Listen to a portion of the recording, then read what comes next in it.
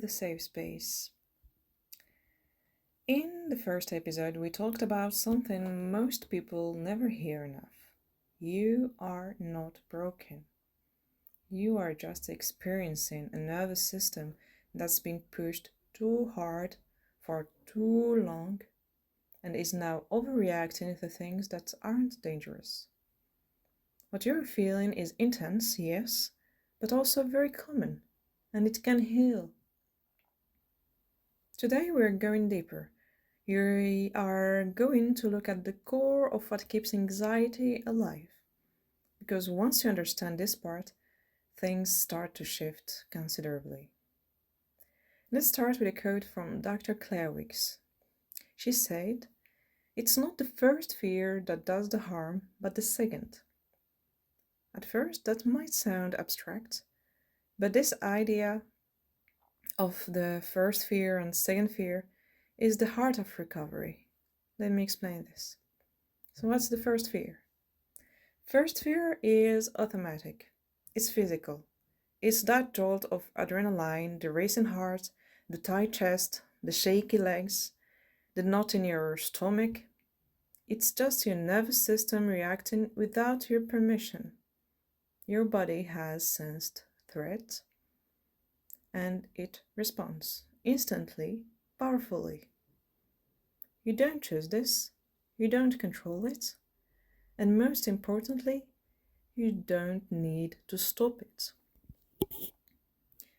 First fear is not the problem, it's what comes next that matters. So what's the second fear? Second fear is your reaction to the fear. It's the thoughts, the panic, the resistance, the spiral, the you saying, "What's happening to me? I have to stop this. I'm going to pass out. This isn't normal. I need to escape. What if I lose control?" It's fear about the fear.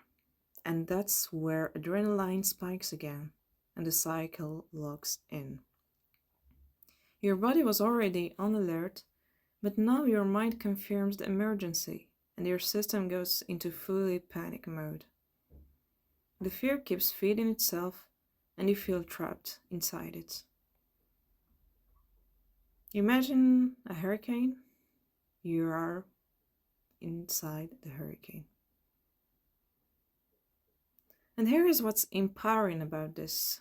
You can't always prevent the first fear, but you can stop adding second fear.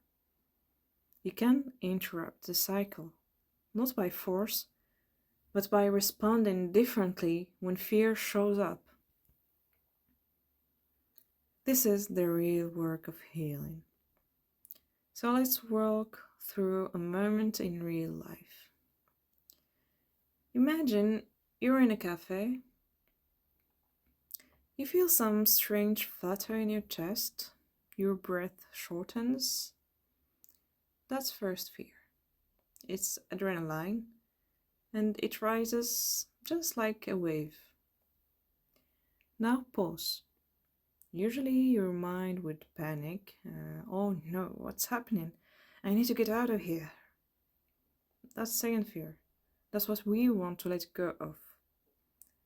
Instead, what if you said, "Oh, this is just my body. This is first fear, and I don't need to be afraid of it." You let the symptoms be there. You soften your reaction, and you float. Even if the wave is strong, it will pass. And each time you don't react with fear, your system learns little by little, okay, so this isn't a threat, I can calm down. You would tell me, okay, but what if I still feel afraid? You will, and that's okay. This isn't about not feeling fear, it's about not fueling fear. You're teaching your nervous system through experience, not by thinking positively, but by staying present and not running. Fear is powerful when you resist it. But when you let it come, let it stay, and don't fight it, it fades by itself. Not always fast, not always cleanly, but it fades. So let's try a mini practice together. Right now, pause with me. Close your eyes if you want. Notice what you're feeling. Maybe your chest is tight. Maybe your jaw is clenched. Maybe you feel foggy or restless. Now say to yourself, this is just first fear. I don't need to add second fear. Let the sensation rise. Like a wave. Imagine just like a wave. Let it rise and just float with it. Let it stay. Don't brace. Don't check. Don't run. Let your breath be gentle. Let your body be heavy and just stay here, present, unimpressed by the fear. Even for 30 seconds. This is healing. You are building trust again, not in your mind, but in your body. Sometimes if you panic, you're not failing. You're not like back at zero if you react with fear again. Recovery is a practice, it's not a performance. You will forget, you will brace, you will spiral sometimes. But now you know. And every time you remember to float, even for a second, you're changing the pattern. This is not magic, it's not manifesting. It's nervous system science and lived experience. And it works.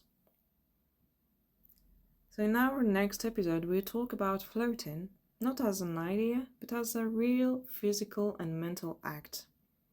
We'll explore together what it means to float through a panic attack, to stay with the wave instead of trying to swim against it. You will learn also how to move through those intense moments without adding struggle, so the body can find its way back to safety. But for now, remember, first fear is automatic, second fear is optional, you can break the cycle, and you're already doing it. Float, let it rise, let it pass. Thank you for being here, and I see you in the next episode.